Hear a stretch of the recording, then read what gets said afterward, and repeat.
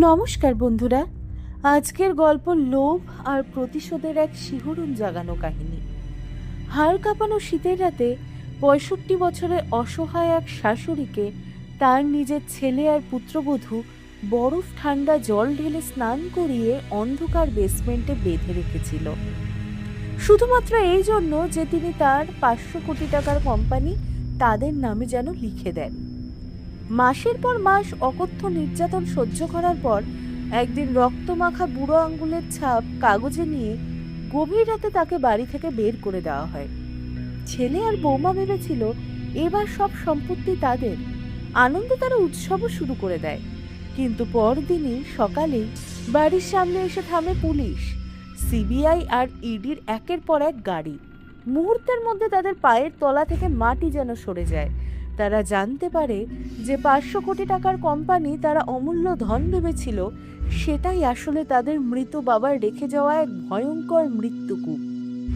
পড়ুন লোভ আর প্রতিশোধের এমন এক রুদ্ধশ্বাস কাহিনী যা শেষ পর্যন্ত আপনাকে স্তব্ধ করে দেবে।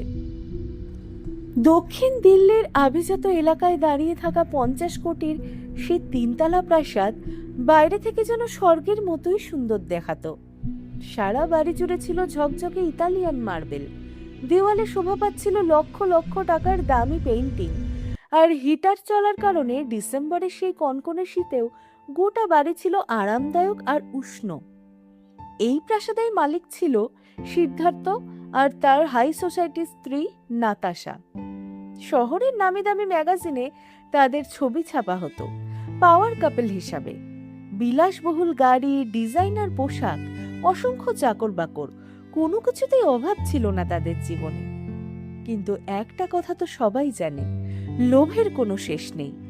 সিদ্ধার্থ আর নাতাশার লোভও ধীরে ধীরে এমন মারণ রোগে পরিণত হয়েছিল যা তাদের নিজের সংসারের ভিতটাই নষ্ট করে দিচ্ছিল। তাদের শকুনের মতো লোভী চোখ পড়ছিল সিদ্ধার্থের নিজের মা সাবিত্রী দেবীর নামে থাকা সাবিত্রী এন্টারপ্রাইজের ওপর। সারা পৃথিবীর কাছে সাবিত্রী দেবী ছিলেন ৫০০ কোটির ব্যবসায়িক সাম্রাজ্যের সম্মানিত কর্ণধার। সমাজে তার ছিল অপরিসীম মর্যাদা, কিন্তু সেই ৫০ কোটির প্রাসাদের চার দেওয়ালের ভেতরে তার অবস্থা ছিল পোকামাকড়ের চেয়েও করুণ। বাড়ির একেবারে নিচতলায়, যেখানে একসময় পুরনো জিনিসপত্র রাখা হতো, সেখানে ছিল জানালাবিহীন এক অন্ধকার বেসমেন্ট। সেখানে সূর্যের আলো কখনো পৌঁছাতো না। স্যাঁতস্যাঁতে দেওয়ালের থেকে সারাক্ষণ জল পড়ত, আর বরফের মতো ঠান্ডা মেঝে শরীরের সমস্ত উষ্ণতা কেড়ে নিত। সেই অন্ধকার ঘরেই সিদ্ধার্থ নিজের জন্মদাত্রী মাকে পশুর মতো বন্দি করে রেখেছিল। যে মা তাকে ১০ মাস গর্ভে ধারণ করেছিলেন, আজ সেই মাকেই সে অমানসিক অত্যাচারের শিকার বানিয়েছে। ডিসেম্বরের শীত তখনও চরমে। দিল্লির তাপমাত্রা নেমে এসেছে ৪ ডিগ্রিতে। উপরে নিজের বিলাসবহুল মাস্টার বেডরুমে ১.৫ লক্ষ টাকার আসল পাশমিনা শাল জড়িয়ে হাতে এক গ্লাস দামি ওয়াইন নিয়ে দাঁড়িয়েছিল নাতাশা। ওয়াইনে চুমুক দিয়ে নিষ্ঠুর গলায় সে বলল, এই বুড়িটা এত সহজে কাগজে সই করবে না। এখনো নিজের মালিকানা হওয়ার অহংকারটা ভাঙেনি। আমি চাকরদের কড়া নির্দেশ দিয়ে দিয়েছি, ওকে যেন একটা কম্বল বা গরম কাপড়ও না দেওয়া হয়। কিন্তু এই শীতেও মাথা নত করছে না। ওর অহংকার ভাঙতেই হবে। নাতাশার কথা শুনে সিদ্ধার্থের চোখ যেন শয়তানি ঝিলিক দেখা দিল। সে ঠান্ডা গলায় বলল, তুমি একদম ঠিক বলেছ ডার্লিং, অনেক সহ্য করেছি। এবার ওকে এমন শিক্ষা দিতে হবে যাতে আর কখনো আমাদের বিরুদ্ধে দাঁড়ানোর সাহস না পায়। এই বলে সিদ্ধার্থ সোজা রান্নাঘরের দিকে চলে গেল। সে একটি বড় লোহার বালতি নিয়ে ফ্রিজের বরফ ঠান্ডা জল ভরল। তারপর নিষ্ঠুরতার সমস্ত সীমা অতিক্রম করে সেই জলের মধ্যে আরো কয়েক টুকরো বরফ ঢেলে দিল। বালতিটা হাতে নিয়ে ধীরে ধীরে বেসমেন্টের সিঁড়ি বেয়ে নিচে নামতে লাগলো সে। তার ভারী জুতোর শব্দ অন্ধকার সিঁড়িতে প্রতিধ্বনিত হতে লাগলো, যেন মৃত্যুই দরজার কড়া নাড়ছে। বেসমেন্টের মোটা লোহার দরজাটা কর্কট শব্দে খুলে গেল। ভেতরে বরফ ঠান্ডা মেঝের ওপরে কুঁকড়ে পড়েছিলেন সাবিত্রী দেবী। তার গায়ে ছিল শুধু একটি পুরনো ছেঁড়া পাতলা সুতির শাড়ি। প্রচন্ড ঠান্ডায় ৬৫ বছরের দুর্বল শরীরটা শুকনো পাতার মতো কাঁপছিল। ঠোঁট শুকিয়ে ফেটে গিয়েছিল। দুই হাঁটু বুকের কাছে টেনে নিয়ে শরীরটাকে একটু উষ্ণ রাখার ব্যর্থ চেষ্টা করছিলেন তিনি। সিদ্ধার্থ ধীরে ধীরে মায়ের সামনে এসে দাঁড়ালো। বরফে ভাসতে থাকা বালতিটা সে সাবিত্রী দেবীর মাথার উপরে তুলে ধরল। সাবিত্রী দেবী ক্লান্ত আর আতঙ্কিত চোখ দুটো কষ্ট করে খুললেন, কিন্তু তিনি কিছু বোঝার আগে সিদ্ধার্থ এক ঝটকায় পুরো বালতি ভর্তি বরফ ঠান্ডা জল নিজের মায়ের শরীরের উপরে ঢেলে দিল। আহ! সাবিত্রী দেবীর বুক ফাটা আর্তনাদ গোটা বাড়ির বেসমেন্ট কাঁপিয়ে দিল। প্রচন্ড ঠান্ডায় ধাক্কায় তার পুরো শরীর এক ঝটকায় শক্ত হয়ে গেল। মাত্র 4 ডিগ্রি তাপমাত্রায় সেই বরফ ঠান্ডা জল যেন অ্যাসিডের মতো তার শরীরে প্রতিটা হাড়ে প্রতিটি শিরায় অসংখ্য যন্ত্রণা ছড়িয়ে দিল। সাবিত্রী দেবীর শ্বাস প্রশ্বাস দ্রুত ভারী হয়ে উঠল। তিনি হাঁপাতে হাঁপাতে বরফ ঠান্ডা মেঝেতে ছটফট করতে লাগলেন। মাত্র কয়েক সেকেন্ডের মধ্যেই তার ঠোঁট ভিজে নীলচে কালো হয়ে গেল। ভেজা ছেঁড়া শাড়িটা শরীরের সঙ্গে লেপ্টে গিয়েছিল। প্রচন্ড ঠান্ডায় তার দাঁত কাঁপতে কাঁপতে একটানা কটকট শব্দ করছিল। কিন্তু নিজের মায়ের এই অসহায় যন্ত্রণায় দেখে সিদ্ধান্তর মনে বিন্দুমাত্র দয়া জাগল না। সে নিষ্ঠুরভাবে সাবিত্রী দেবীর সাদা চুল মুঠো করে চেপে ধরল এবং জোরে তার মাথাটা উপরের দিকে টেনে তুলল। সই করো মা! রাক্ষসের মতো গর্জে উঠল সিদ্ধান্ত। এই 500 কোটির কোম্পানি আর এই প্রাসাদ আমার নামে লিখে দাও। তোমার এই অহংকার অনেক হয়েছে।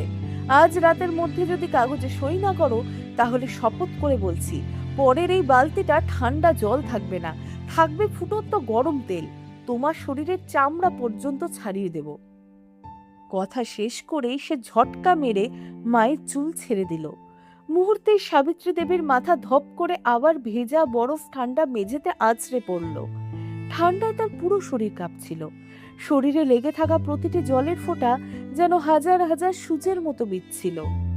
অন্য কোনো মা হলে হয়তো এতক্ষণে ছেলের পায়ে পড়ে প্রাণ ভিক্ষা চাইতেন, কিন্তু সাবিত্রী দেবী কাঁদলেন না।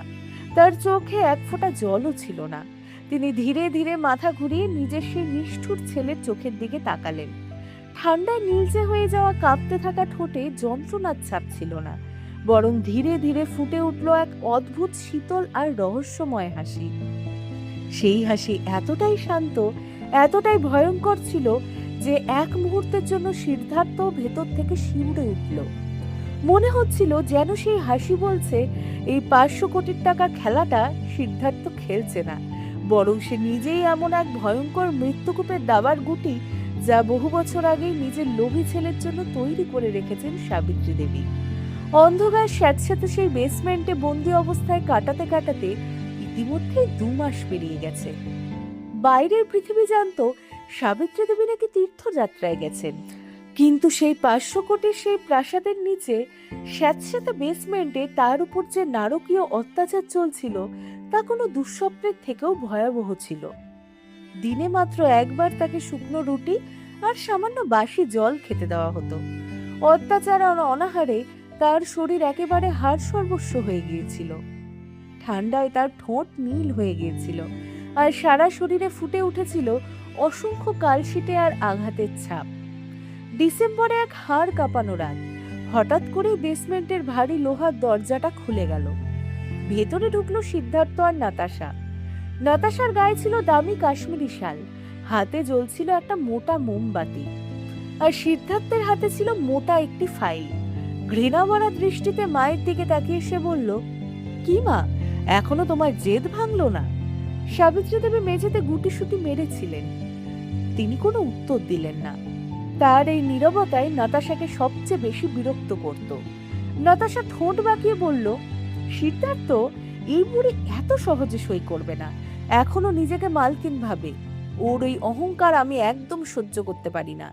এই বলে সে নিজেই ডিজাইনার হিল দিয়ে সাবিত্রী দেবীর পাশে রাখা জলের বাটিটা লাথি মেরে উল্টে দিল।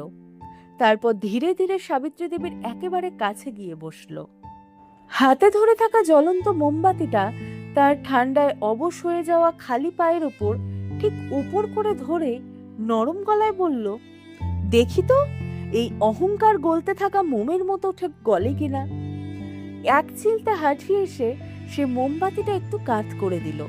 ফুটন্ত গরম গলিত মোম সরাসরি সাবিত্রী দেবীর পায়ের আঙ্গুলের উপরে পড়ল। আহ! যন্ত্রণাদায় বুক ফাটা চিৎকারে গোটা বেসমেন্ট কেঁপে উঠল। প্রচন্ড ব্যথায় তার শরীর মোচড় দিয়ে উঠল। সই করো মা, 500 কোটির কোম্পানি আমার নামে লিখে দাও, না হলে পরের বারে মোম নয়, তোমার গায়ে ঢালবো ফুটন্ত তেল। এই বলে সে আবার নিষ্ঠুরভাবে মায়ের চুল মুঠো করে ধরল। অসংখ্য যন্ত্রণায় সাবিত্রী দেবীর শ্বাস প্রশ্বাস ভেঙে যাচ্ছিল।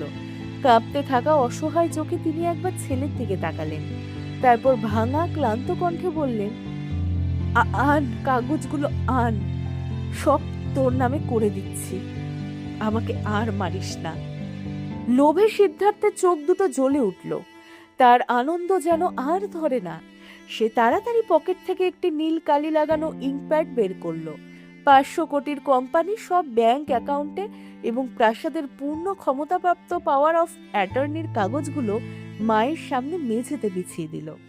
প্রচন্ড ঠান্ডা আর দুর্বলতায় সাবিত্রী দেবীর হাত কাঁপছিল, কিন্তু সিদ্ধার্থ এক মুহূর্ত অপেক্ষা করল না। সে জোর করে মায়ের ডান হাতটা ধরে বুড়ো আঙ্গুলে ইঙ্কপ্যাডে এমন জোরে ঘষতে লাগলো যে নখের পাশে চামড়াটা ছিঁড়ে গেল। সঙ্গে সঙ্গে সেখান থেকে টাটকা লাল রক্ত বেরিয়ে এলো। তারপর একেবারে পশুর মুষ্কুতেও সেই রক্তমাখা বুড়ো আঙ্গুল কাগজের উপরে জোর করে চেপে ধরল। সাদা কাগজের উপর ফুটে উঠল নীল কালি আর লাল রক্তের এক ভয়ঙ্কর ছাপ। এভাবে একে একে 20টি কাগজে সেই রক্তমাখা ছাপ বসিয়ে নিল সিদ্ধার্থ। তারপর আনন্দে কাগজগুলো মাথার উপরে তুলে চিৎকার করে উঠল, অবশেষে আমরা পেয়েছি নাতাশা, আমরা পেয়েছি। আজ থেকে এই 500 কোটির পুরো সাম্রাজ্য শুধু আমার। আজই আমি এই শহরের নতুন রাজা। নাতাশা ঘৃণা ভরা চোখে মেঝেতে পড়ে থাকা সাবিত্রী দেবীর দিকে তাকিয়ে নাক সিটকালো। সিদ্ধার্থ, তোমার কাজ শেষ হয়েছে, এবার এই আবর্জনাটাকে বাড়ির বাইরে ফেলে দাও। ওর নোংরা পচা শরীরের গন্ধে আমার বমি চলে আসছে। কাল সকালে এই অশুভ মুখটা যেন আর এই প্রাসাদে না দেখি। রাত তখন ঠিক 2টো। বাইরে ডিসেম্বরের হাড় কাঁপানো ঠান্ডা, ঘন কুয়াশার চারিদিক ঢেকে গেছে। সামনে কয়েক হাত দূরে পর্যন্ত কিচ্ছু দেখা যাচ্ছিল না। সিদ্ধার্থ নিজের জন্মদাত্রী মাকে টেনে হিচড়ে বেসমেন্ট থেকে বের করে আনলো।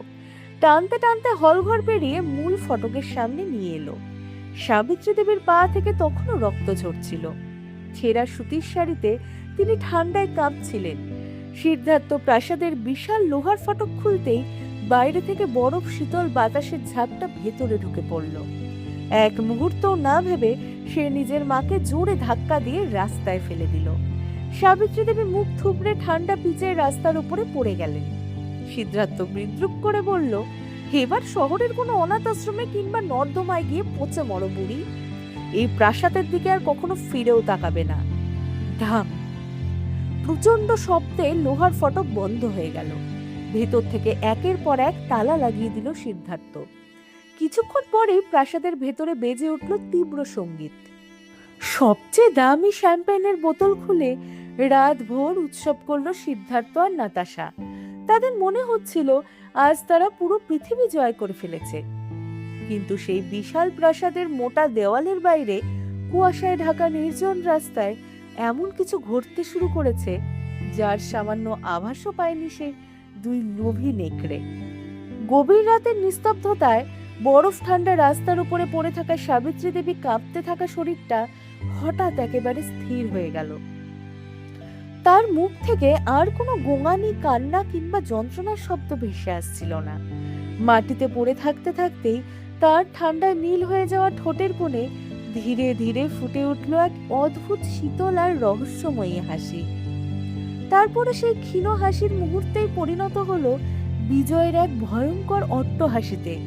ঠিক তখনই ঘন কুয়াশা ছেড়ে দুটি তীব্র হলুদ হেডলাইট তার দিকে এগিয়ে এলো। একটি চকচকে কালো মার্সিডিজ এস ক্লাস নিঃশব্দে এসে তার সামনে থামলো। গাড়ির দরজা খুলে বেরিয়ে এলো কালো স্যুট পরা এক দীর্ঘদেহী অত্যন্ত পেশাদার ব্যক্তি। তিনি ছিলেন শহরের অন্যতম সেরা ফৌজিদারি আইনজীবী অ্যাডভোকেট সিনহানিয়া। সিনহানিয়া তড়িঘড়ি এগিয়ে এসে গভীর শ্রদ্ধার সঙ্গে সাবিত্রী দেবীকে হাত ধরে উঠতে সাহায্য করলেন। তারপরে নিজের হাতের অত্যন্ত একটি দামি ও উষ্ণ উলের কোট তার কাঁধে জড়িয়ে দিলেন। মাথা নত করে তিনি জিজ্ঞাসা করলেন, ম্যাডাম, কাজটা কি সম্পূর্ণ হয়েছে? এতক্ষণ যিনি অসহায় বৃদ্ধার অভিনয় করছিলেন, সেই সাবিত্রী দেবীর চোখে এবার জ্বলে উঠল এক রানীর মতো দৃঢ়তা আর তীব্র বুদ্ধির ঝলক। তিনি প্রাসাদের বন্ধ লোহার ফটকের দিকে একবার তাকালেন, তারপর নিজের রক্তমাখা বুড়ো আঙ্গুল কেটে মুছতে মুছতে শান্ত গলায় বললেন, হ্যাঁ সিংহানিয়া, আমার লোভী ছেলে নিজের হাতেই নিজের মৃত্যুদণ্ডের পরোয়ানা সিলমোহর দিয়ে দিয়েছে। এখন সব কাগজ আদালতে জমা করে দাও। ভোরের প্রথম আলো ফুটতেই ওর জীবনে এমন অন্ধকার নেমে আসবে যা পৃথিবীর কোনো সম্পদ দিয়েও আর দূর করা যাবে না। সিংহানিয়া সম্মানের সঙ্গে গাড়ির দরজা খুলে ধরলেন। সাবিত্রী দেবী ধীরে ধীরে সেই বিলাসবহুল মার্সিডিজে উঠে বসলেন। কয়েক সেকেন্ডের মধ্যেই গাড়িটি ঘন কুয়াশার মধ্যে মিলিয়ে গেল, যেন সেখানে কখনো কেউ ছিলই না। পিছনে পড়ে রইল শুধু সেই বিশাল প্রাসাদ, যে প্রাসাদকে সিদ্ধার্থ আর নাতাশা 500 কোটির সাম্রাজ্য ভেবেছিল, সেটাই এখন তাদের জন্য 800 কোটির এক ভয়ঙ্কর কবরস্থানে পরিণত হয়েছে। সকাল 6:30। ডিসেম্বরে ঘন কুয়াশা তখনও পুরোপুরি কাটেনি। সাদা ধোয়ার মতো কুয়াশা পুরো প্রাসাদটিকে যেন কালো পর্দায় মুড়ে রেখেছে। প্রাসাদের সর্বোচ্চ তলার বিলাসবহুল মাস্টার বেডরুমে সিদ্ধার্থ আর নাতাশা দামি সিল্কের নরম বিছানায় নিশ্চিন্তে ঘুমিয়েছিল। ঘরের চারিদিকে ছড়িয়েছিল আগের রাতের শ্যাম্পেনের খালি বোতল আর 500 কোটির মালিক হওয়ার উন্মত্ত আনন্দের চিহ্ন। তাদের বিশ্বাস ছিল সাবিত্রী দেবী নামের জীবনের সবচেয়ে বড় বাধা চিরদিনের জন্য সরে গেছে। কিন্তু ঠিক সেই মুহূর্তেই এক বিকট বিস্ফোরণের মতো শব্দে তাদের শব্দে ঘুম ভেঙে গেল। শব্দটা এতটাই প্রবল ছিল যেন পুরো প্রাসাদের ওপর বোমা পড়ছে। প্রাসাদের বিশাল নকশা করা লোহার প্রধান ফটক, যেটা ছিল তাদের ঐশ্বর্য আর ক্ষমতার প্রতীক, এক ধাক্কায় উপড়ে মাটিতে ফেলে দেওয়া হয়েছে। সিদ্ধার্থ কিছু বুঝে ওঠার আগেই পুরো বাড়ি জুড়ে ভারী বুটের শব্দ প্রতিধ্বনিত হতে লাগলো। ইতালিয়ান মার্বেলের মেঝেতে সেই পতধ্বনি এমন ভাবে কাঁপছিল যেন মৃত্যুর এক বাহিনী প্রাসাদে ঢুকে পড়ছে। ভয়ে চিৎকার করে উঠল নাতাশা। সে তড়িঘড়ি নিজের ডিজাইনার সিল্কের গাউন জড়িয়ে নিল। সিদ্ধার্থ বিছানা থেকে লাফিয়ে উঠে ঘরের বাইরে বেরিয়ে এলো, কিন্তু সিঁড়ি দিয়ে নিচে তাকাতেই তার শরীরের সমস্ত রক্ত যেন মুহূর্তে শুকিয়ে গেল। প্রাসাদের বিশাল ঝাড়বাতিওয়ালা হল ঘরে দাঁড়িয়ে রয়েছে একজন নয়, দুজন নয়, অন্তত 50 জন সশস্ত্র পুলিশ সদস্য। তাদের সঙ্গে উপস্থিত ইডির কর্মকর্তারা এবং সিবিআই এর শীর্ষ তদন্তকারী অফিসাররা। মুহূর্তের মধ্যে পুরো প্রাসাদ খাকি পোশাক আর কালো স্যুটে ভরে গেছে। সব চাকর বাকরকে এক কোণে মাথা নিচু করে বসিয়ে রাখা হয়েছে।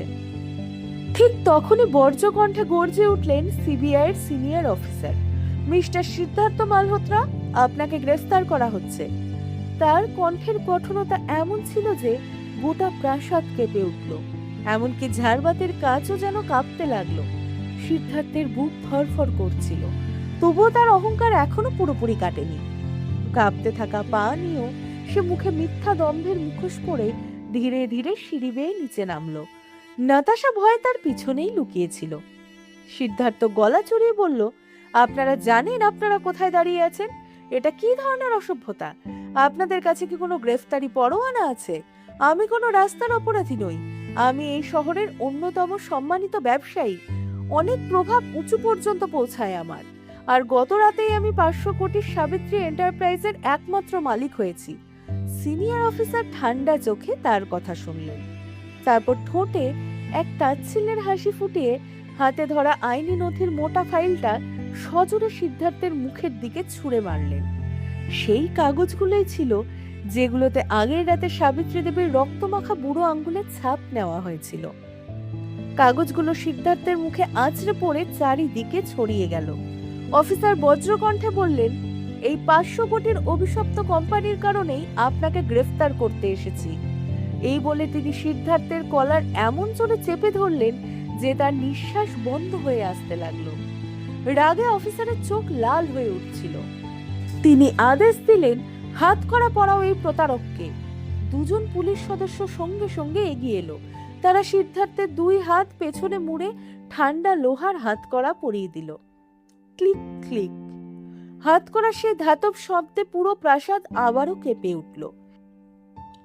সিঁড়ির উপর দাঁড়িয়ে কাঁপতে থাকা নাতাশা হাও মাও করে চিৎকার করে উঠল, আমার স্বামীকে ছেড়ে দিন, আপনারা কি সব বাজে বাজে কথা বলছেন? আমরা কি করেছি? গত রাতেই তো ওই 500 কোটির কোম্পানি আমাদের নামে হয়েছে। অফিসার ধীরে ধীরে নাতাশার দিকে তাকালেন।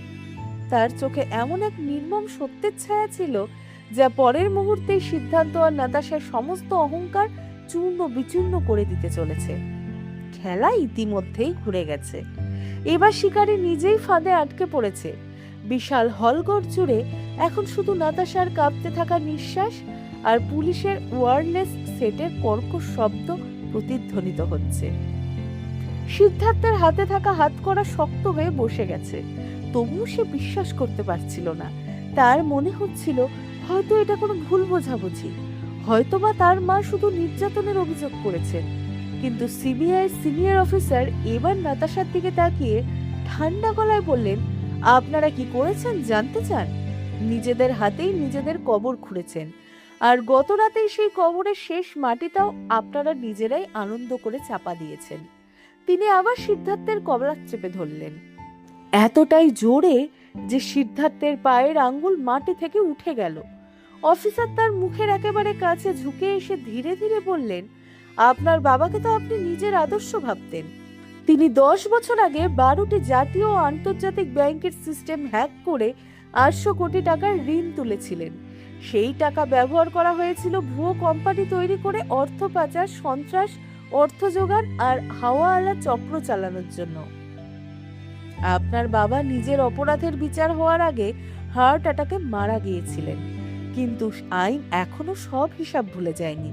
বোকার মতো যে সাবিত্রী এন্টারপ্রাইজকে আপনি 500 কোটি সোনার খনি ভেবেছিলেন, আইনের চোখে সেটা কোনো সম্পদের সাম্রাজ্য নয়, বরং সেটি ছিল 800 কোটি টাকার ঋণ, আর্থিক জালিয়াতি এবং রাষ্ট্রদ্রোহের অভিযোগে ভরা এক ভয়ঙ্কর মৃত্যুদণ্ডের পরোয়ানা। এই কথা শুনেই যেন সিদ্ধান্তের কানে ফুটন্ত সীসা ঢেলে দেওয়া হলো। তার মাথা ঝিমঝিম করতে লাগলো।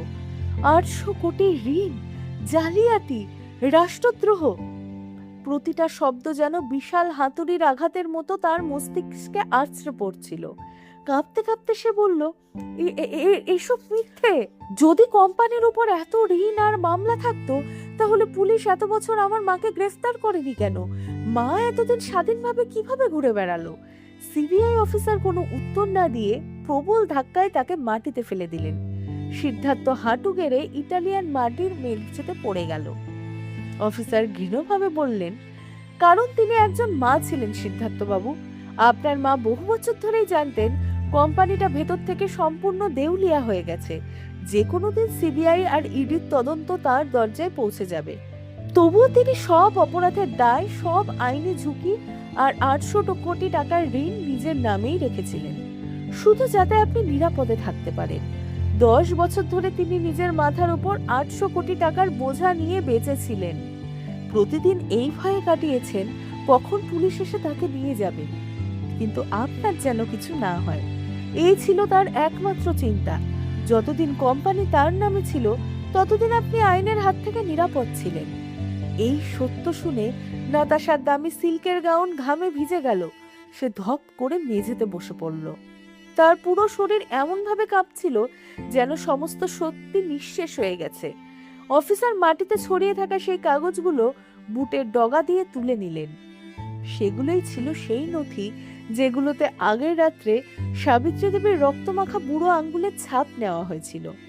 তিনি তীক্ষ্ণ বিদ্রুপের হাসি হেসে বললেন, কিন্তু আপনাদের লোভ এতটাই প্রবল ছিল সিদ্ধার্থ বাবু, আপনি নিজের মাকে বেসমেন্টে পশুর মতো বন্দি করে রেখেছিলেন, তাকে না খাইয়ে রেখেছিলেন, বরফ ঠান্ডা জল ঢেলে দিয়েছিলেন, শুধু এই জন্য যাতে তার কাঁধে থাকা সেই বিস্ফোরক বোঝাটা নিজের কাঁধে নেওয়া যায়।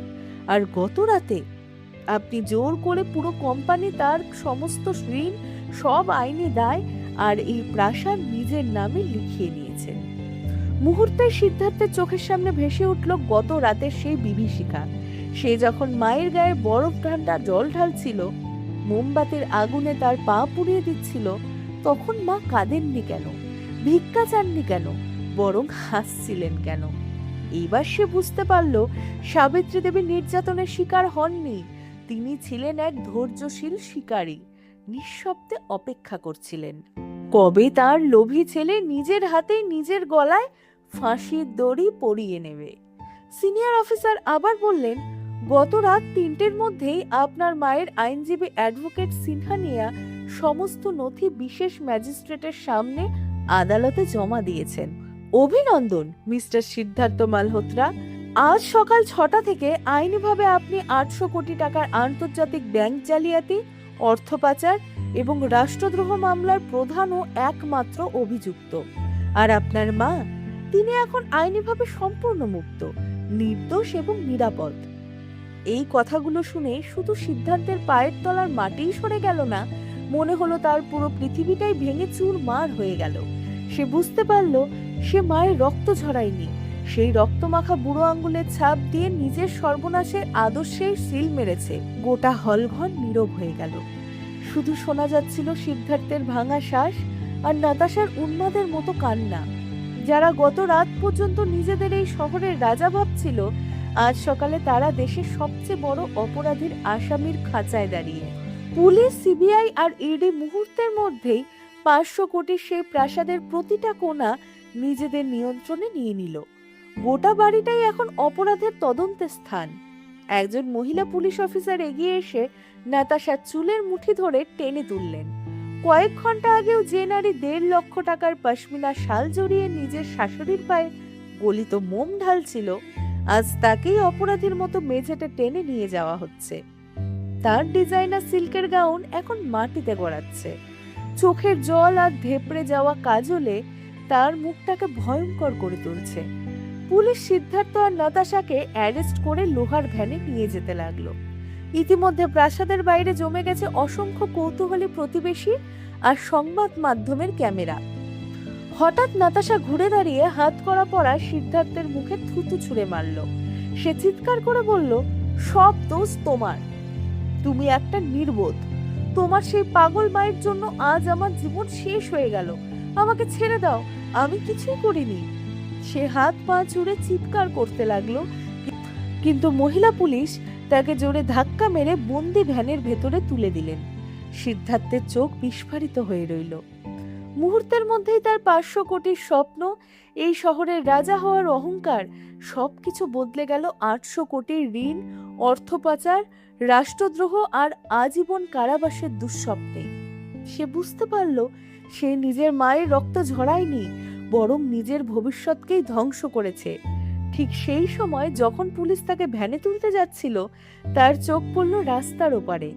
ঘন কুয়াশার মধ্যে দাঁড়িয়ে আছে একটি ঝকঝকে কালো মার্সিডিজ এস ক্লাস। গাড়ির পেছনটি কাঁচটি ধীরে ধীরে নামলো। ভেতরে বসে থাকা মানুষটিকে দেখে সিদ্ধার্থের বুকের শেষ সাহসটুকুও ভেঙে গেল। তিনি ছিলেন সাবিত্রী দেবী। তবে তিনি নিজে সেই অসহায় কাঁপতে থাকা বৃদ্ধা নন, যাকে আগের রাতে বরফ ঠান্ডা জল ঢেলে রাস্তায় ফেলে দেওয়া হয়েছিল। আজ তার পরনে অপূর্ব দামি কাঞ্জিবরম সিল্কের শাড়ি, কাঁধে মূল্যবান পশমিনা শাল, সযত্নে বাঁধা সাদা চুল, আর মুখে এমন এক রাজকীয় আত্মবিশ্বাস যা যেন কোনো সাম্রাজ্ঞীকেই মানায়। বহু বছর আগে স্বামীর অবৈধ কর্মকাণ্ডের সত্য জানার পরই তিনি নিজের সম্পূর্ণ বৈধ উপায়ে আলাদা একটি ট্রাস্ট ও সঞ্চয় গড়ে তুলেছিলেন। সেই বৌদ্ধ সম্পত্তির মূল্য ইতিমধ্যে 500 কোটিতে পৌঁছেছিল। সেই অর্থ নিয়ে তিনি জীবনের বাকি সময় স্বাধীন ও সম্মানের সঙ্গে কাটানোর সিদ্ধান্ত নিয়েছিলেন। অন্যদিকে 800 কোটি টাকার সমস্ত ঋণ আর আইনি দায় এখন সম্পূর্ণভাবে সিদ্ধার্থের কাঁধে। উষ্ণ আরামদায়ক গাড়ির ভেতর থেকে সাবিত্রী দেবী স্থির দৃষ্টিতে ছেলের দিকে তাকিয়ে রইলেন। মাকে সেই রাজকীয় পোশাকে দেখে সিদ্ধার্থের শেষ অহংকারটুকু ভেঙে গুড়িয়ে গেল। সে হাত করা পড়া অবস্থাতেই পুলিশের পায়ে লুটিয়ে পড়ে হাউ মাউ করে কাঁদতে লাগলো। তার কণ্ঠে আর কোনো অহংকার ছিল না, ছিল শুধু আতঙ্ক আর অনুতাপ। মা, আমাকে বাঁচাও, আমি তোমার একমাত্র ছেলে, আমি শেষ হয়ে গেছি, আমাকে ক্ষমা করে দাও, আমাকে এই নরক থেকে বের করে নাও। শীতের সকালের নীরবতায় তার আর্তনাদ বারবার প্রতিধ্বনিত হতে লাগলো, কিন্তু সাবিত্রী দেবীর মুখে মাতৃত্বের বিন্দুমাত্র কোমলতা ছিল না। সেই অন্ধকার বেসমেন্টেই তার ভেতরের মাকে নিষ্ঠুর অত্যাচার করে হত্যা করা হয়েছিল। তিনি ধীরে ধীরে গাড়ির জানলায় বাইরে হাত বাড়ালেন, যে বুড়ো আঙ্গুলে আগের রাতের রক্তক্ষত ছিল সেখানে এখন ব্যান্ডেজ বাঁধা।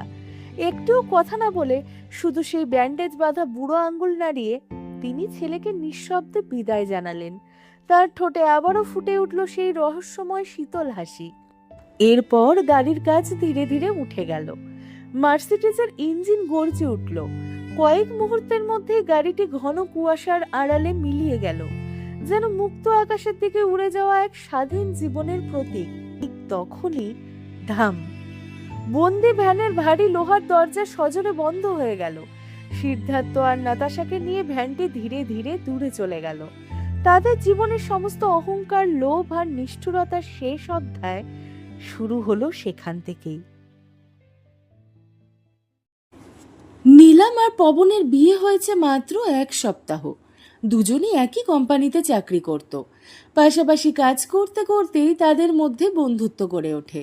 আর সেই বন্ধুত্ব যে কবে ভালোবাসায় পরিণত হয়েছে তা তারা নিজেরাও বুঝতে পারেনি। তবে তাদের বিয়ে পরিবারের সম্মতিতে হয়নি, কারণ নীলম ছিল শহরের শিক্ষিতা, সুন্দরী ও আধুনিক মেয়ে। পবনের মা সীতা দেবী স্পষ্ট জানিয়ে দিয়েছিলেন, শহরের মেয়েরা গ্রামের পরিবেশে মানিয়ে নিতে পারে না, তারা গ্রামের রীতিনীতি মানে না আর ভীষণ ন্যাকা হয়। কিন্তু পবন নিজের সিদ্ধান্তে অটল ছিল। পরিবারের অমত সত্ত্বেও সে নীলমকে নিয়ে মন্দিরে গিয়ে বিয়ে করে এবং নিজের স্ত্রী হিসাবে তাকে বাড়িতে নিয়ে আসে। নীলম কয়েক মাসের জন্য অফিস থেকে ছুটি নিয়েছিল, কারণ সে শুধুমাত্র টাকার জন্য চাকরি করত না, নিজের ভালো লাগা থেকেই কাজ করত। তাই নতুন সংসার আর গ্রামের পরিবেশের সঙ্গে নিজেকে মানিয়ে নেওয়ার জন্য সে কিছুটা সময় দিতে চেয়েছিল। শহরের শিক্ষিতা, চাকরিজীবী, অপূর্ব সুন্দরী নীলম। তার বড় বড় চোখ, লম্বা ঘন কালো চুল আর মায়াবী চেহারা দেখে গ্রামের সবাই মুগ্ধ হয়ে গেল। সে প্রথমবার শ্বশুরবাড়িতে পা রাখতেই গ্রামের চারিদিকে তার সৌন্দর্যের আলোচনা শুরু হয়ে গেল। নীলমকে দেখে সীতা দেবীও যেন নিজের সমস্ত রাগ ভুলে গেলেন। তিনি আরতির থালা নিয়ে নতুন বউকে ঘরের লক্ষ্মী হিসাবে বরণ করে নিলেন। তবে একজন মানুষ এখনও নীলমকে মনের দিক থেকে নিজের পরিবারের সদস্য হিসাবে মেনে নিতে পারেনি। সে ছিল পবনের বড় বোন আরতি। গ্রামের নতুন পরিবেশে শুরুতে নীলমের বেশ কষ্টই হচ্ছিল, তবুও সে প্রাণপণ চেষ্টা করছিল সবার মন জয় করার, কারণ সে কখনোই চায়নি তার কারণে বাবা মায়ের সম্মান নষ্ট হোক। অন্যদিকে আরতি শুরু থেকেই ভাইয়ের ভালোবাসা বিয়ে করার বিরুদ্ধে ছিল, কারণ তার শাশুড়ি নিজের বোনের মেয়ের সঙ্গে পবনের বিয়ে দিতে চেয়েছিল। আরতি নিজের দায়িত্বে সেই সম্পর্ক প্রায় ঠিকই করে ফেলেছিল। সে শাশুড়িকে বলেছিল, মা, তুমি একদম চিন্তা করো না, আমার বাবার বাড়িতে আমার কথার খুব দাম, আমি যখন কথা দিয়েছি তখন সেই বিয়ে হবেই। আসলে সে শাশুড়ির মন জয় করতে চেয়েছিল, একই সঙ্গে নিজের পছন্দের মেয়েকে ভাইয়ের বউ করে এনে বাবার বাড়িতেও নিজের প্রভাব বজায় রাখতে চেয়েছিল। দুই দিক থেকে লাভ তারই ছিল। আরতি ভাইকে মেয়েটির ছবি হোয়াটসঅ্যাপে পাঠিয়েছিল, এমনকি বাগদানের তারিখও ঠিক করে ফেলেছিল। সে পবনকে আরও বলেছিল, এই মেয়ে বিয়ে করে এলে এত পণ পাবি যে ঘরে রাখার জায়গা কম পড়ে যাবে। কিন্তু মেয়েটিকে দেখে পবন সরাসরি সেই সম্পর্ক ফিরিয়ে দেয়। সে হেসে বলেছিল, দিদি, এর সঙ্গে বিয়ে করার চেয়ে আমি সারা জীবন অবিবাহিত থাকব। সারা শহরে আমার জন্য এই মেয়েকেই শেষে পেলি।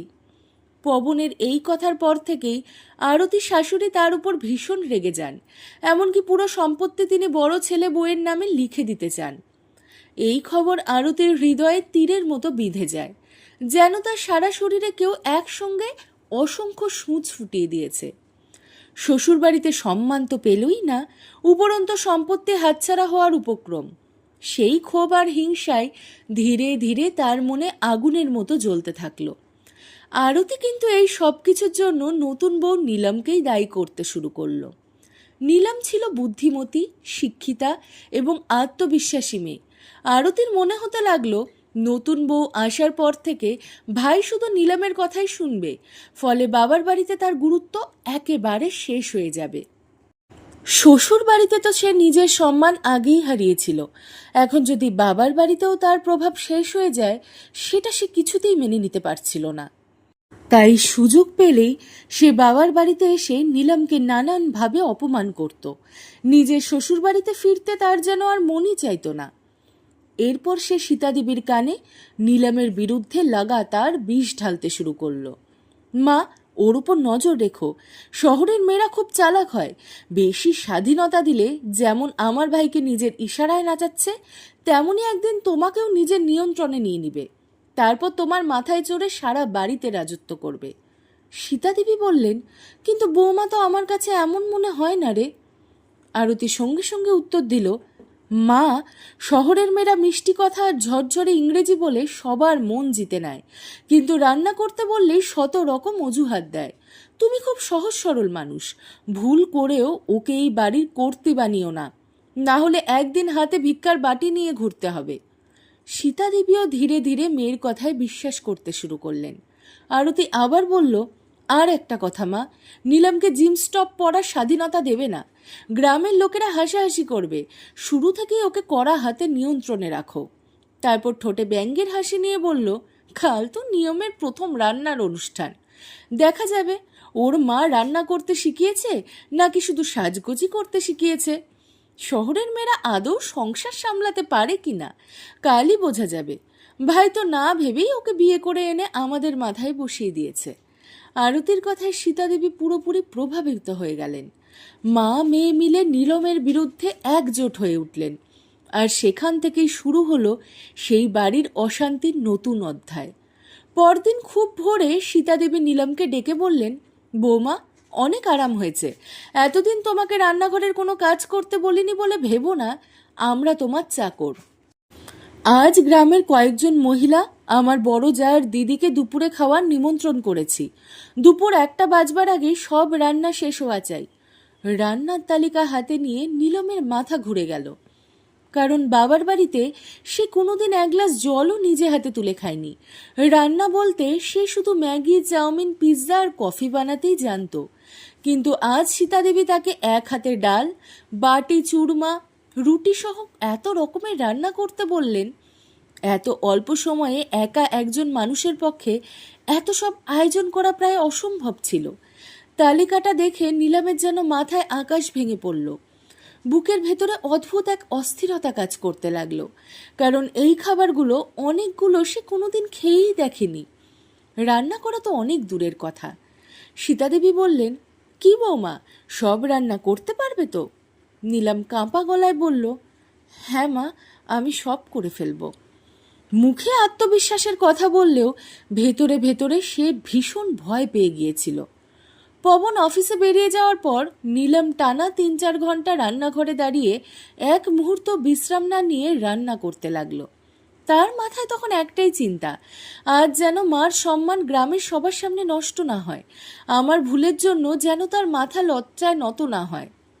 এই ভাবনাই তাকে আরো দ্রুত কাজ করতে বাধ্য করছিল। এদিকে আরতি দেবী মাঝে মধ্যেই নানান অজুহাতে রান্নাঘরে এসে উকি মারছিল। কখনো জল খাওয়ার অজুহাতে, কখনো বা চা নেওয়ার নাম করে, আর মনে মনে ভীষণ খুশি হচ্ছিল। সে ভাবছিল, আজ মায়ের সম্মান ধুলোয় মিশবেই।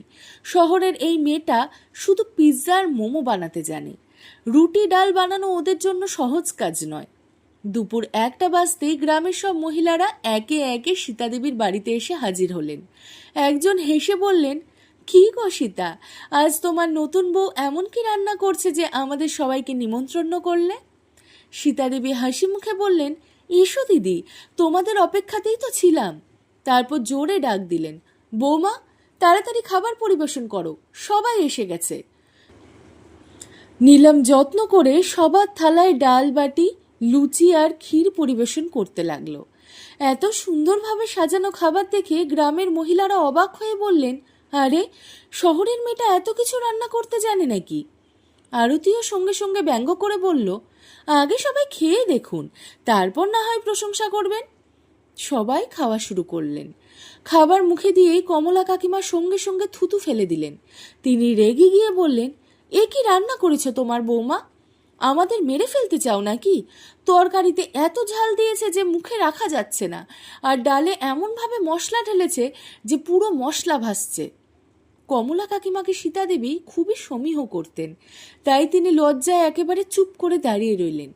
কমলা কাকিমা আবার বললেন, কোথা থেকে এমন বৌমা নিয়ে এলে সীতা?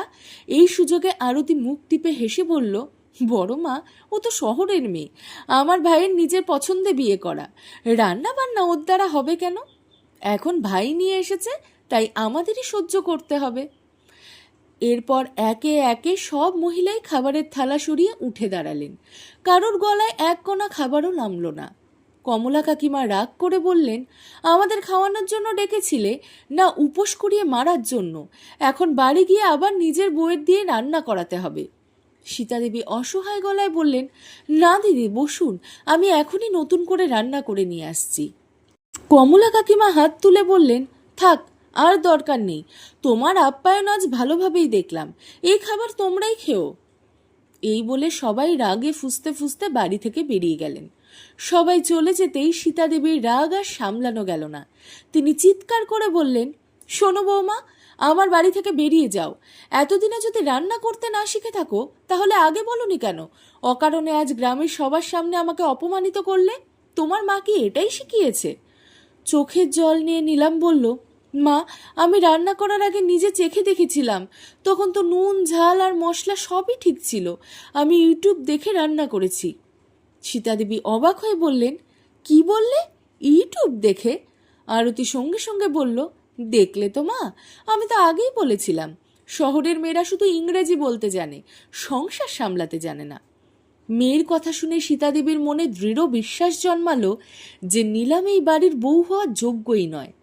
নীলামে চোখ দিয়ে টপ টপ করে জল গড়িয়ে পড়তে লাগলো। সে কাঁদতে কাঁদতে বলল, মা, আমাকে একটু সময় দিন, আমি খুব তাড়াতাড়ি সব রান্না শিখে নেব। কিন্তু সীতাদেবী মুখ ফিরিয়ে নিজের ঘরে চলে গেলেন। সন্ধ্যায় পবন অফিস থেকে ফিরতেই সীতাদেবী পুরো ঘটনাটা তাকে খুলে বললেন। সব শুনে পবনও বলল, তোমার যদি ডাল বাটি রান্না করতে নাই জানা থাকে, তাহলে আগে থেকেই মাকে বলে দিতে পারতে। নীলাম কিন্তু কিছুতেই বুঝাতে পারছিল না যে কিভাবে এমনটা হলো। রান্না করার সময় তো সে নিজে নুন মশলা চেখে দেখেছিল, সবই তো ঠিকই ছিল, তাহলে হঠাৎ এত নোনতা আর ঝাল হয়ে গেল কিভাবে? এই প্রশ্নটাই বারবার তার মাথায় ঘুরছিল। সেই রাতে জল খেতে ঘর থেকে বেরিয়ে সে হঠাৎ শুনতে পেল আরতি ফোনে কারুর সঙ্গে কথা বলছে। আরতি হাসতে হাসতে বলছিল, এ তো সবে শুরু, এমন জ্বালাবো যে আজ না হোক কাল এই শহরের মেয়েটা নিজে থেকেই বাড়ি ছেড়ে পালাবে। শহরের মেয়ে সম্পর্ক টিকিয়ে রাখতে কি আর জানে? সব কথা শুনে নীলাম বুঝে গেল এতদিন যা যা ঘটেছে তার পেছনে আরতিরই হাত রয়েছে। আরতি তাকে একেবারেই সহ্য করতে পারে না। শুধু নীলাম মুখে কিছু বলে না, সব অপমান চুপচাপ সহ্য করাই সে ঠিক মনে করল। অন্যদিকে আরতি প্রতিদিন নতুন নতুন ষড়যন্ত্রের পরিকল্পনা করত। কখনো ইচ্ছে করে ভাইয়ের শার্টে চায়ের দাগ লাগিয়ে দিত, যাতে অফিসে পবনের বদনাম হয়, আর সে রাগ করে নীলামের সঙ্গে ঝগড়া করে। আবার কখনো চায়ে অতিরিক্ত চিনি মিশিয়ে দিত। পবন রাগে কাপ ছুঁড়ে ফেলে না খেয়েই অফিস চলে যেত। ধীরে ধীরে পবনের মেজাজ সবসময় খিটখিটে হয়ে উঠতে লাগলো। এসব দেখে আরতির ভীষণ আনন্দ হতো। ভাই আর ভাই বউয়ের মধ্যে অশান্তি দেখেই সে সুখ পেত। কিন্তু নীলাম ভেতরে ভেতরে ভেঙে পড়ছিল। সে জানতো এই সব কিছুর পেছনে আরতিরই হাত। নিজের শ্বশুর বাড়িতে না থেকে সে সারাক্ষণ বাবার বাড়িতেই পড়ে থাকত, আর নীলমের জীবনটাকে দুর্বিষহ করে তুলছিল। নীলম তো স্বপ্ন নিয়ে নিজের রাজকুমারের হাত ধরে নতুন সংসারে এসেছিল, ভেবেছিল ভালোবাসা আর সুখে ভরে উঠবে তার জীবন। কিন্তু শ্বশুর বাড়িতে সে শান্তির দুটো মুহূর্তও কাটাতে পারল না। এদিকে আরতি প্রতিদিনই নতুন নতুন ষড়যন্ত্রের ফোন দিয়ে আঁটতে লাগলো। ছোটখাটো চালে যখন কোনো ফল হচ্ছিল না, তখন সে আরো ভয়ঙ্কর পরিকল্পনা করতে শুরু করলো। একদিন সীতাদেবী গ্রামের বাইরে অবস্থিত মন্দিরে পূজা দিতে গিয়েছিলেন। সেই সুযোগে আরতি নীলামকে বলল, নীলাম, মায়ের অনেক কাপড় ছড়িয়ে ছিটিয়ে আছে, যাও সব গুছিয়ে ভাঁজ করে আলমারিতে রেখে দাও। নীলাম সরল মনে বলল, আচ্ছা দিদি, আমি এখনই করে দিচ্ছি। সে সীতাদেবীর ঘরে গিয়ে আলমারি খুলে কাপড় গুছিয়ে রাখতে শুরু করলো। ঠিক সেই সময় নীলামের মা রেবতী দেবী মেয়ের সঙ্গে দেখা করতে এলেন। তিনি শুধু জানতে চেয়েছিলেন মেয়েটা শ্বশুরবাড়িতে ভালো আছে কিনা, সুখে শান্তিতে সংসার করছে কিনা।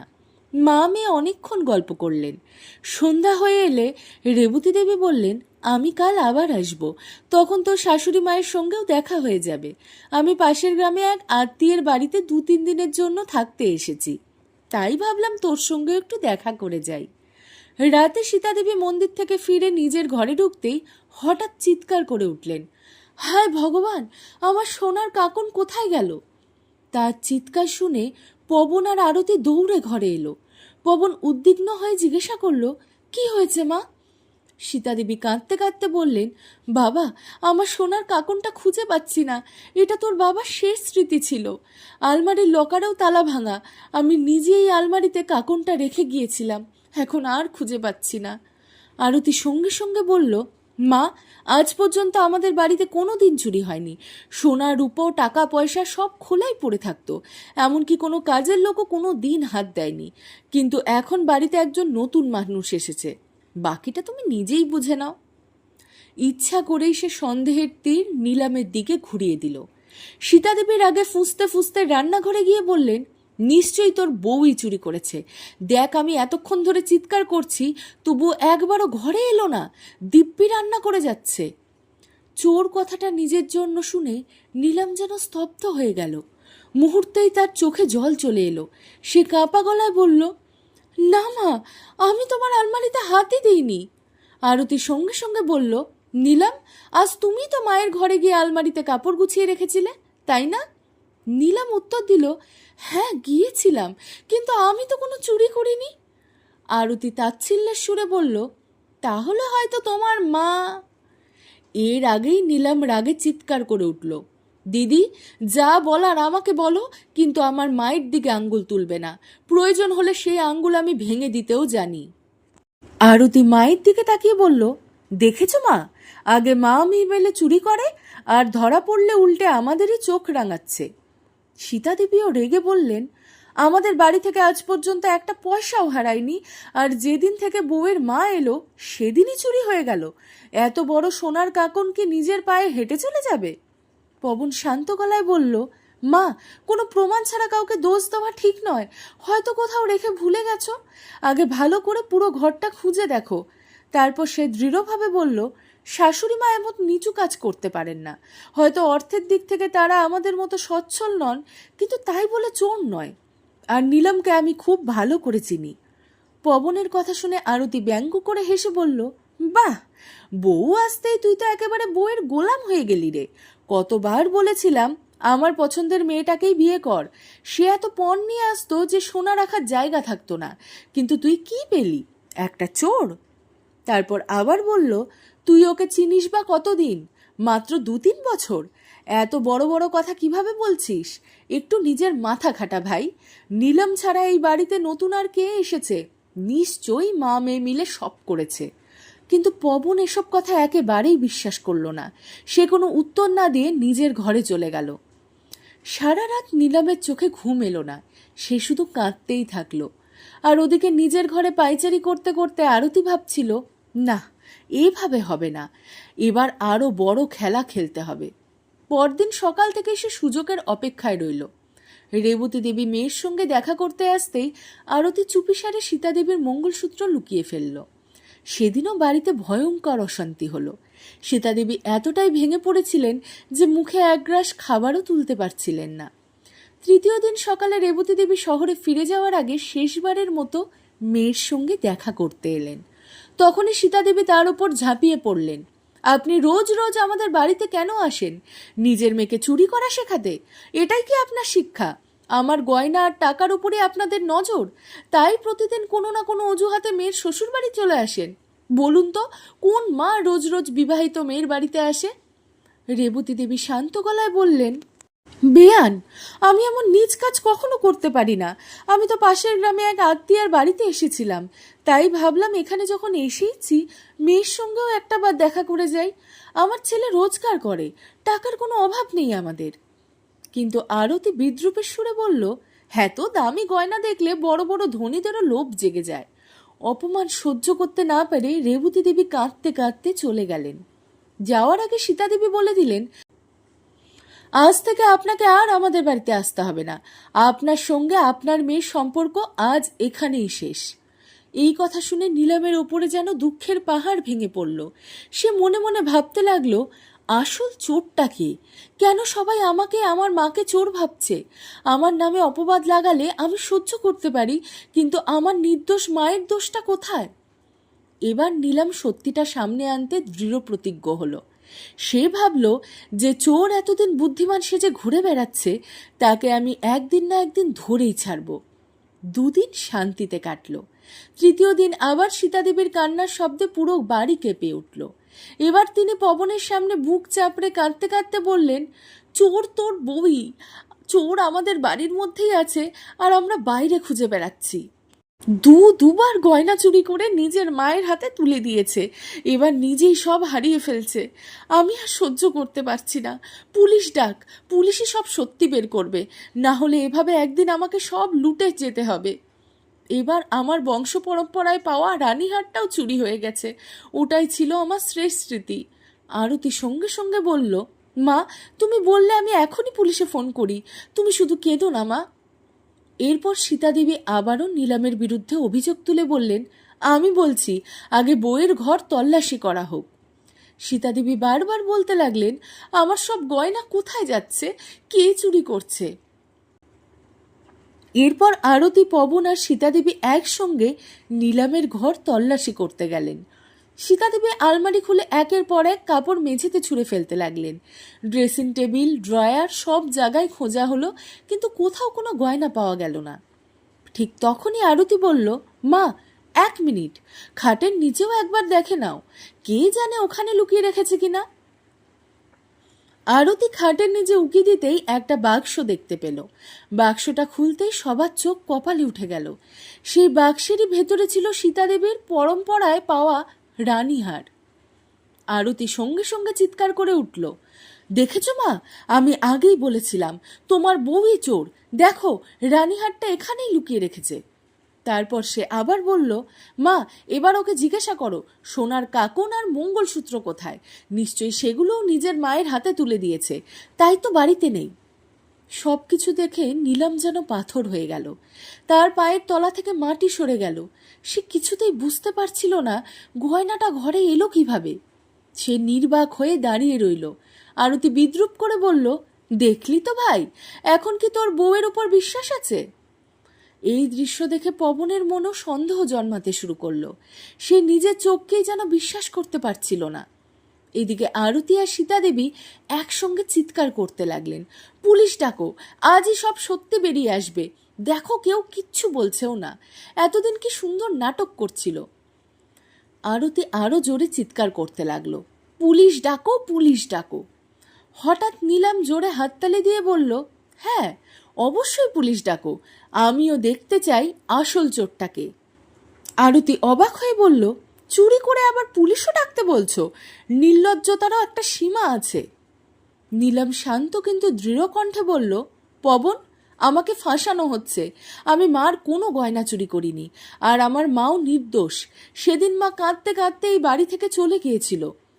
এতদিন সব অপমান চুপচাপ সহ্য করেছি, কিন্তু আর নয়, সহ্যেরও একটা সীমা আছে। আমি চাইলে অনেক আগেই এই বাড়ি ছেড়ে চলে যেতে পারতাম, কিন্তু আমার নির্দোষ মায়ের ওপর চুরির মিথ্যা অপবাদ আমি কোনোদিন মেনে নিতে পারিনি। পবন অসহায় গলায় বলল, কিন্তু নীলাম, প্রমাণ তো তোমার ঘর থেকেই পাওয়া গেছে, খাটের নিচে মায়ের রানীহার পাওয়া গেছে, এখন কিভাবে বিশ্বাস করব যে তুমি নির্দোষ? আমারও তো এখন মনে হচ্ছে যে কাকন আর মঙ্গলসূত্র হয়তো তুমিই তোমার মাকে দিয়ে দিয়েছ। পবনের মুখে এই কথা শুনে নীলামের বুক ফেটে গেল। সে কষ্ট ভরা গলায় বলল, তুমিও আমাকে বিশ্বাস করলে না পবন? তারপর বলল, যা চোখে দেখছো সত্যিটা কিন্তু তা নয়, আসল ঘটনা সম্পূর্ণ আলাদা। আরতি বাধা দিয়ে বলল, ভাই এই চোরের কথা আর কত শুনবি, ওদের পুরো পরিবারটাই চোর, পুলিশ ডাক আর একে এখান থেকে নিয়ে যেতে বল। পবন নীলামের দিকে তাকিয়ে বলল, তুমি এত আত্মবিশ্বাসের সঙ্গে পুলিশ ডাকতে বলছো কেন? চোর কে সেটা কি তুমি জানো? নীলাম দৃঢ় কণ্ঠে বলল, হ্যাঁ জানি। সেই বলে সে সবার সামনে আরতির দিকে আঙ্গুল তুলল। আরতির মুখের রং মুহূর্তেই ফ্যাকাশে হয়ে গেল। পবন বিস্মিত হয়ে বলল, কে? সব খুলে বলো। নীলাম বলতে শুরু করলো। প্রথমবার যখন আমার উপরে চুরির অভিযোগ উঠেছিল তখন আমি ভেবেছিলাম মা হয়তো কোথাও গয়নাটা রেখে ভুলে গেছে, তাই বিষয়টা গুরুত্ব দেইনি। কিন্তু দ্বিতীয় দিন, যেদিন আমার মা আমাকে দেখতে এসেছিল, সেদিনই আবার গয়না উধাও হয়ে গেল। তখনই বুঝে গেলাম বাড়িরই কেউ ইচ্ছে করে আমাকে বদনাম করতে চাইছে, যাতে আমি অপমান সহ্য করতে না পেরে এই বাড়ি ছেড়ে চলে যাই। সে আরও বলল, এই কারণেই আমি চুপি চুপি পুরো বাড়ির বিভিন্ন ঘরে সিসিটিভি ক্যামেরা লাগিয়ে দিয়েছিলাম। মার ঘরেও একটা ক্যামেরা লাগিয়ে দিয়েছিলাম। সব ক্যামেরা আমার মোবাইলের সঙ্গেই যুক্ত ছিল, কারণ চোরটা খুব চালাক ছিল, আর চালাক চোরকে ধরতে গেলে তার থেকেও বেশি বুদ্ধি তো খাটাতেই হবে। এই বলে নীলাম মোবাইলে সিসিটিভির ভিডিও চালিয়ে দিল। ভিডিও দেখেই সবাই হতবাক হয়ে গেল। স্পষ্ট দেখা যাচ্ছিল আরতি চুপি চুপি আলমারি খুলছে, গয়না বের করছে, নিজের কাপড়ের ভেতরে লুকিয়ে নিয়ে যাচ্ছে। তারপর সুযোগ বুঝে নীলামের ঘরে গিয়ে খাটের নিচে সেই গয়না রেখে দিচ্ছে। ভিডিও শেষ হতেই আরতির কপালে ঘাম জমে গেল। সে ধপ করে মেঝেতে বসে পড়ল। মেয়ের কীর্তি দেখে সীতা দেবীর মুখ একেবারে ফ্যাকাশে হয়ে গেল। তিনি বিড়বিড় করে বলতে লাগলেন, না না, আমার মেয়ে এমন কাজ করতে পারে না। নীলাম শান্ত গলায় বলল, মা, একজন মা সবসময় নিজের মেয়ের উপরে অন্ধবিশ্বাস করে। তুমিও তাই করেছিলে, কিন্তু সেই বিশ্বাসের সুযোগ নিয়েই তোমার মেয়ে তোমাকেই লুটছে। আর আমি, যাকে তুমি সবসময় পর ভেবেছ, বারবার তোমার অপমান সহ্য করেছি। এবার সব সত্যি পবনের সামনে পরিষ্কার হয়ে গেল। তার চোখ ভিজে উঠল। সে নীলামের সামনে হাত জোর করে বলল, নীলাম, আমাকে ক্ষমা করে দাও। আমি তোমার যোগ্য নেই। আমি কি করতাম বলো? এই বাড়িতে আগে কখনো এমন কিছু ঘটেনি, তাই আমিও ভুল পথে চলে যাচ্ছিলাম। তার উপর আরতি আমাকে বারবার তোমার বিরুদ্ধে উস্কানি দিয়ে যাচ্ছিল। ঠিক তখনই পুলিশের গাড়ি বাড়ির সামনে এসে দাঁড়ালো। সীতা দেবী ভয় পেয়ে নীলামের কাছে ছুটে এসে বললেন, বৌমা, কিছু একটা করো, পুলিশকে চলে যেতে বলো, না হলে ওরা আমার মেয়েকে গ্রেফতার করবে। আজ আমাদের পরিবারের সম্মান তোমার হাতেই। তারপর তিনি আরতির দিকে তাকিয়ে বললেন, এটা কি করলি তুই? আমারই মেয়ে হয়ে আমারই গয়না চুরি করলি। তোর যদি কিছু দরকার হতো আমাকে বললেই তো আমি খুশি মনে দিয়ে দিতাম তোকে। আজ এতক্ষণ পুলিশ পুলিশ করছিলি না? দেখ, পুলিশ চলে এসেছে, এবার জেলের হাওয়া খা। পুলিশের নাম শুনেই আরতি ভেঙে পড়ল।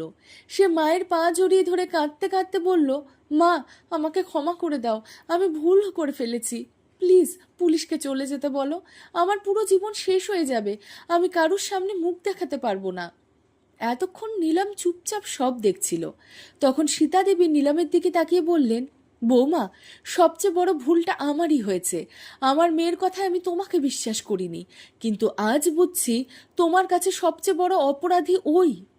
তাই ওর কি শাস্তি হবে সেটা তুমিই সিদ্ধান্ত নেবে, আমি আর কিচ্ছু বলবো না। এতদিন অনেক পক্ষ নিয়েছি, এবার ওকে তোমার হাতেই তুলে দিলাম।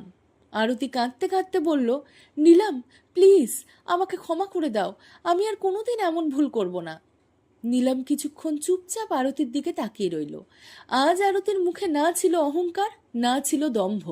তারপর নীলাম ধীর গলায় বলল, আমি যদি তোমাকে পুলিশের হাতে তুলে দেই, তাহলে কয়েকদিন জেলে থেকে আবার ফিরে এসে নতুন করে আমার বিরুদ্ধে ষড়যন্ত্র করবে। নিজের সংসার তো সামলাতে পারোনি, আমার সংসারই ভাঙতে চাইবে। তাই আমার মতে তোমার সবচেয়ে বড় শাস্তি অন্য কিছু। সবাই নিঃশ্বাস বন্ধ করে তার কথা শুনছিল। নীলাম বলল, যে শ্বশুর বাড়িকে ভয় পেয়ে বীরের পর থেকে বাবার বাড়িতেই পড়ে আছো, আজ তোমাকে চিরদিনের জন্য সেই শ্বশুর বাড়িতেই ফিরে যেতে হবে। আজ থেকে ভুল করেও আর কখনো এই বাড়ির নাম নেবে না। আমি চাই না তোমার জন্য আবার এই বাড়িতে অশান্তি ফিরে আসুক, কিংবা আমাকে আবার চোর প্রমাণ করার চেষ্টা করা হোক। তারপর সে সীতা দেবীর দিকে তাকিয়ে বলল, এখনই দিদিকে তার শ্বশুর বাড়ি পাঠিয়ে দাও মা, এটাই হবে ওর উপযুক্ত শাস্তি। এই বলে নীলাম চুপচাপ নিজের ঘরে চলে গেল। নীলামের এমন অদ্ভুত কিন্তু ন্যায়সঙ্গত শাস্তির সিদ্ধান্তে সবাই অবাক হয়ে গেল। সবচেয়ে বড় ধাক্কা খেল আরতি। যে মেয়ে এতদিন বাবার বাড়িতে রাজত্ব করার স্বপ্ন দেখেছিল, যে নীলামকে এই বাড়ি থেকে তাড়িয়ে দিতে চেয়েছিল, শেষ পর্যন্ত তাকেই চিরদিনের জন্য এই বাড়ি ছেড়ে চলে যেতে হলো। আরতিকে তার শ্বশুর বাড়িতেই পাঠিয়ে দেওয়া হলো। তারপর আর কোনোদিন সে বাবার বাড়িতে ফিরে আসেনি। এমনকি সীতা দেবীও মেয়ের বিশ্বাসঘাতকতায় এতটাই ভেঙে পড়েছিলেন যে তিনি যেন ভুলেই গিয়েছিলেন তার একটি মেয়েও আছে। যেভাবে আরতি নীলামকে তার মায়ের কাছ থেকে দূরে সরিয়ে দিতে চেয়েছিল, ঠিক সেভাবেই নিজের কর্মফলের কারণে সে নিজেই চিরদিনের জন্য নিজের মায়ের কাছ থেকে বিচ্ছিন্ন হয়ে গেল। বন্ধুরা, যদি আমাদের এই গল্পটি তোমাদের হৃদয় ছুঁয়ে থাকে তাহলে অবশ্যই আমাদের ইউটিউব চ্যানেলকে সাবস্ক্রাইব করতে এবং ভিডিওটিতে লাইক করতে ভুলো না। আগামী দিন আবার একটি নতুন এবং আকর্ষণীয় গল্প নিয়ে ফিরে আসবো আমরা। সবাই ভালো থাকবে। ধন্যবাদ।